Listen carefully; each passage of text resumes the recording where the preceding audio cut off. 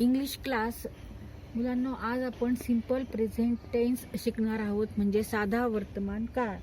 साध्या वर्तमान काळातील वाक्य कशी करायची, नंतर त्याच्यामध्ये नकारार्थी वाक्य कशी करायची आणि प्रश्नार्थक वाक्य कशी तयार करायची ते शिकणार आहोत. आता सिंपल प्रेझेंट टेन्स म्हणजे साधा वर्तमान काळातली वाक्य कशी असतात की या वाक्यामध्ये आता घटना काय होत आहे याचं आपल्याला ज्ञान होतं किंवा या वाक्यातून आपल्याला असं समजतं की सध्या काय घटना चालू आहे. उदाहरणार्थ ती गाते, शी सिंग्स, म्हणजे इथे आपल्याला काय घटना चालू आहे सध्या हे आपल्याला समजतं.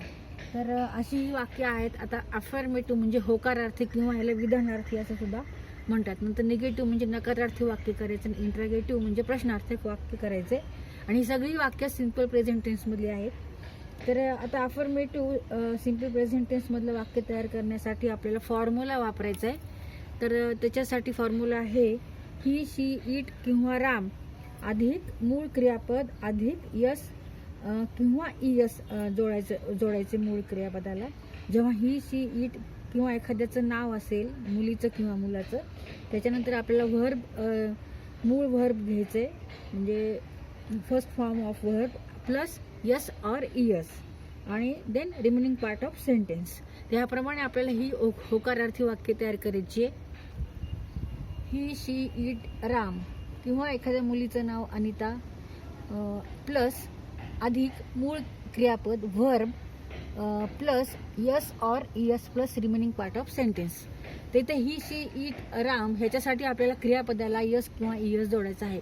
पण जेव्हा आय, वी, दे, यू असेल तेव्हा आपल्याला मूळ क्रियापदाला यस किंवा इयस जोडायची गरज नाही आहे. तर वाक्य आहे ही प्लेज फुटबॉल.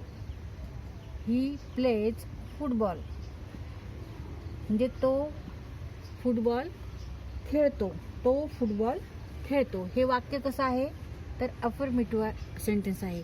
हे होकारार्थी आहे किंवा विधानार्थी म्हणू शकतो आपण. हे एक वाक्य आहे. ही प्लेज फुटबॉल म्हणजे तो फुटबॉल खेळतो. किंवा शी सिंग्स, SINGS, सिंग्स म्हणजे ती गाते. ती गाते. आता आपल्याला निगेटिव्ह नकारार्थी वाक्य तयार करायचे. तर त्याच्यासाठी फॉर्म्युला आहे करता अधिक डज नॉट किंवा डू नॉट अधिक मूळ क्रियापद आणि अधिक वाक्याचा उरलेला भाग. करतामध्ये आपण ही, शी, इट, राम किंवा एखाद्या मुलीचं नाव किंवा आय, यू, वी, दे हे सगळे करते आहेत. तर इथे करता घ्यायचे, नंतर त्याच्या पुढे डज नॉट किंवा डू नॉट लावायचे अधिक मूळ क्रियापद आणि अधिक वाक्याचा उरलेला भाग. आता आपण वाक्य लिहू. You do not read English. You च्या पुढे आपण डू नॉट लावायचे. Do not read English. आणि आता ही असेल ही, शी, इट, त्याच्या पुढे आपल्याला डज लावायचे. ही डज नॉट रीड इंग्लिश. तर ह्या वाक्यांना आपण काय म्हणतो तर नकारार्थी वाक्य, नकारार्थी साध्या वर्तमान काळातील वाक्य, negative simple present tense sentences. ह्याच्यामध्ये नॉट वापरलेले आहे आणि इकडे डज नॉट, इकडे डू नॉट. आय, यू साठी डू नॉट वापरायचं आणि ही, शी, इट किंवा राम, अनिता, सुरेखा यांच्यासाठी डज नॉट वापरायचे. त्याच्यानंतरचं वाक्य तयार करायचं आपल्याला इंट्रागेटिव्ह म्हणजे प्रश्नार्थक वाक्य तयार करायचे. तर यासाठी आपल्याला फॉर्म्युला वापरायचा आहे डज किंवा डू अधिक करता अधिक मूळ क्रियापद आणि उरलेलं वाक्य.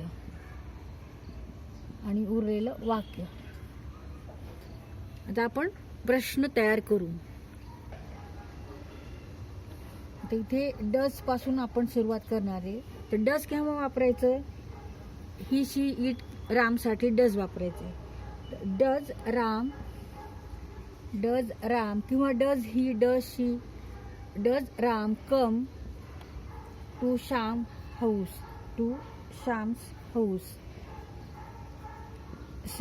हाऊस आणि इथे क्वेश्चन मार्क दिला आपण. तिथे आपण हा प्रश्न तयार केलेला आहे आणि हा प्रश्न वर्तमान काळातला प्रश्न आहे. तर ह्याचा अर्थ काय होतो. राम श्यामच्या घरी येतो का? Does Ram come to Shyam house? म्हणजे राम श्यामच्या घरी येतो का? आता दुसरा प्रश्न तयार करू आपण. डू, इथे डज वापरले, इथे आपण डू वापरते. डू केव्हा वापरायचं? तर यू, आय, दे, वी साठी डू वापरायचं. Do you read English? तू इंग्रजी वाचतो का? Do you read English? Question mark. तू इंग्रजी वाचतो का? Do you read English? तू इंग्रजी वाचतो का? आता इथे होकारार्थी वाक्य आहेत. तो फुटबॉल खेळतो, ती गाते. तेच आपण इंग्लिशमध्ये कसं लिहिलंय? He plays football, she sings. आणि इथे होकारार्थी सिंपल प्रेझेंट टेन्स म्हणजे होकारार्थी साधा वर्तमान काळातील वाक्य तयार करण्यासाठी फॉर्म्युला कोणता आहे? ही, शी, इट, राम अधिक मूळ क्रियापद अधिक यस किंवा इयस आणि वाक्याचा उरलेला भाग. आता इथे आपण ही वापरले, त्याच्यानंतर मूळ क्रियापद आहे प्ले, त्याच्या पुढे यस लावलेले आणि फुटबॉल. ही प्लेज फुटबॉल, तो फुटबॉल खेळतो. शी सिंग्स, SING सिंग म्हणजे गाणे म्हणणे, आणि त्याच्या पुढे आपण इथे यस लावलाय. करता अधिक मूळ क्रियापदाच्या पुढे एस, ती गाते. तर ह्या वाक्यांना काय म्हणायचं? Affirmative sentences. आता निगेटिव्ह सेंटेन्सेस तयार करण्यासाठी हा फॉर्म्युला आहे. करता अधिक डज नॉट किंवा डू नॉट अधिक मूळ क्रियापद अधिक उरलेलं वाक्य. आता इथे वाक्य बघा. तू इंग्रजी वाचत नाही, तो इंग्रजी वाचत नाही, हे नकारार्थी वर्तमान काळातील साध्या वर्तमान काळातील वाक्य आहेत. ते इंग्लिशमध्ये कसे लिहिलेत? करता इथे घेतला यू डू नॉट मूळ क्रियापद read, READ read English. You do not read English म्हणजे तू इंग्लिश वाचत नाही. नंतर he does not read English, he म्हणजे तो इंग्रजी वाचत नाही. ही डज नॉट, करता आहे इथे ही, नंतर डज नॉट आणि रीड क्रियापद आहे, व्हर्ब आहे आणि English. He does not read English, तो इंग्रजी वाचत नाही. आता इंट्रोगेटिव्ह म्हणजे प्रश्नार्थक वाक्य. इथे आपल्याला प्रश्न तयार करायचा आहे. तर त्याची सुरुवात ही डज किंवा डू पासून होणार आहे, नंतर करता लिहायचं आणि नंतर मूळ क्रियापद. आता डज केव्हा वापरायचंय? तर डज हे ही, शी, इट, राम आणि त्याच्यासाठी वापरायचंय. जेव्हा करता ही, शी, इट, राम असेल तेव्हा आपल्याला डज वापरायचंय. आणि डू केव्हा वापरणार? आय, यू, दे, वी याच्यासाठी आपल्याला डू वापरायचे. आता इथे प्रश्न काय आहे? राम श्यामच्या घरी येतो का? हे प्रश्नार्थक वर्तमान काळातील वाक्य आहे, साध्या वर्तमान काळातील वाक्य आहे. ते इंग्लिशमधून कसं लिहायचं? तर इथे राम आहे म्हणजे एखाद्या मुलाचं नाव आहे, म्हणून इथे आपण डज वापरले. Does Ram come to Shyam's house? आता इथे बघा, हे वाक्य बघा. तू इंग्रजी वाचतो का? तू म्हणजे यू आहे, म्हणून इथे आपण डू लावले. डू यू, नंतर करता आहे रीड आणि इंग्लिश मूळ क्रियापद आहे रीड, नंतर इंग्लिश लिहिलं म्हणजे डू यू रीड इंग्लिश? तू इंग्रजी वाचतो का? डू नंतर करता मूळ क्रियापद डू, नंतर करता आहे यू, रीड आहे क्रियापद म्हणजे व्हर्ब आणि English. Do you read English? तू इंग्रजी वाचतो का? तर इथे आपण हे प्रश्न तयार केलेले आहेत. साध्या वर्तमान काळातील आपण हे प्रश्न ह्या पद्धतीने तयार करायचे. पहिल्यांदा आपल्याला डज किंवा डू घ्यायचंय आणि ही, शी, इट, राम साठी डजला वापरायचे आणि उरलेले जे करते आहेत म्हणजे आय, यू, वी, दे त्याच्यासाठी आपल्याला डू लावायचे पहिल्यांदा. तर याप्रमाणे हे फॉर्म्युले आहेत. याचा उपयोग करून आपण प्रश्न तयार करायचे, नकारार्थी वाक्य तयार करायचे आणि होकारार्थी वाक्य तयार करायचे.